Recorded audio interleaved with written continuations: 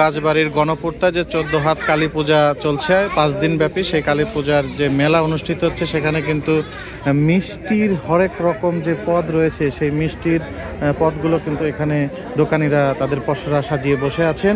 আমরা আপনাদেরকে দেখাচ্ছি যে অনেক ধরনের মিষ্টি কিন্তু এখানে পাওয়া যাচ্ছে, যেমন এটি হচ্ছে রসগোল্লা, পাশে রয়েছে আপনার সাদা সন্দেশ, এটি একটি সম্ভবত গুড়ের সন্দেশ হতে পারে, জিলাপি, বাতাসা, বড় ধরনের রাজভোগ এখানে পাওয়া যায়। সচরাচর আসলে যে মিষ্টির দোকানগুলোতে এই ধরনের রাজভোগ কিন্তু পাওয়া যায় না, এবং 80-র দশক এবং 90 দশকে আমরা যে আমিত্তি খেতাম সেই আমিত্তি এখন বিভিন্ন হোটেলগুলোতে কিন্তু পাওয়া যায় না, কিন্তু গ্রামীণ যে মেলা বসে সেই মেলায় কিন্তু এই আমিত্তিগুলো পাওয়া যায়।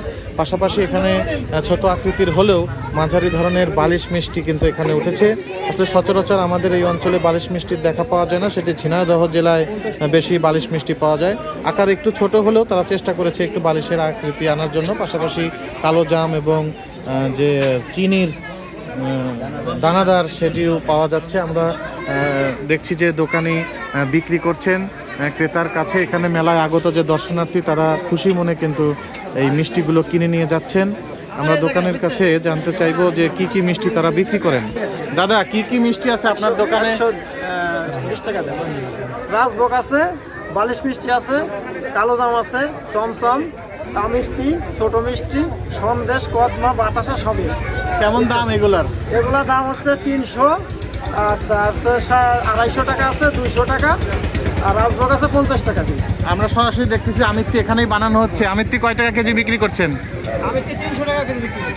এই দোকানে সরাসরি কিন্তু কারিগর বসিয়ে আমিত্তি তৈরি করা হচ্ছে, আমি আপনাদেরকে দেখানোর চেষ্টা করছি, এবং 300 টাকা কেজি দরে এই আমিত্তি বিক্রি করা হচ্ছে। খুবই সুস্বাদু এই আমিত্তি।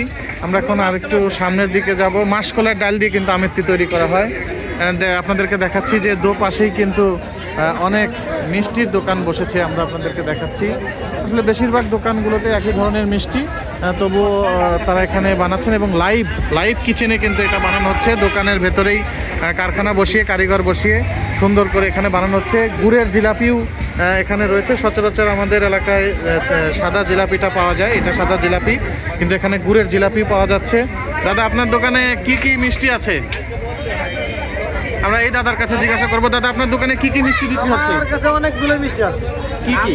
গজা আছে, এমনি রসগোল্লা আছে, আমিত্তি আছে, লাড্ডু আছে, তারপরে গুড়ের জিলাপি আছে, তারপরে আমিত্তি আছে। এটা সর্বনিম্ন কত এবং সর্বোচ্চ কত টাকা এগুলো? সর্বনিম্ন 300 টাকা আর সর্বোচ্চ 150 টাকা। আপনারা কোন জেলা থেকে এসেছেন? আমরা রাজবাড়ী জেলা থেকে। রাজবাড়ী জেলা থেকে এরা এসেছে। 300 থেকে 600 টাকায় কিন্তু বিভিন্ন ধরনের মিষ্টি পদ এখানে তারা বিক্রি করছেন। সুন্দর এই মিষ্টিগুলো অনেকেই কিনে নিয়ে যাচ্ছেন, এবং এগুলো অনেক সুস্বাদু। দাদা, এইগুলো তো আমিত্তি কি দিয়ে, খেসারি ডাল দিয়ে এটা তৈরি করা হয় নাকি? কয় টাকা কেজি বিক্রি করছেন? 300 টাকা কেজি, 280 টাকা। 300 টাকা কেজি দাম চা হলো, 280 টাকায় দোকানিরা মেলার এই প্রথম দিনে আমিত্তি বিক্রি করছেন। তো এখানে প্রায় 1, 2, 3 প্রায় 10টার মতো মিষ্টির দোকান এখানে রয়েছে, এবং লাইভ কিচেনেই কিন্তু এই মিষ্টিগুলো তারা তৈরি করছেন। তো গণপূর্তার এই মেলায় আসলে আপনারা সরাসরি এখান থেকে মিষ্টি জিলাপি তৈরি দেখে গরম গরম মিষ্টির স্বাদ আপনারা নিতে পারেন। তো এই মেলায় আসবেন। আজকের মতো আমরা ভিডিওটা এখানে শেষ করছি। সবাইকে রাজবাড়ী জেলায় স্বাগতম।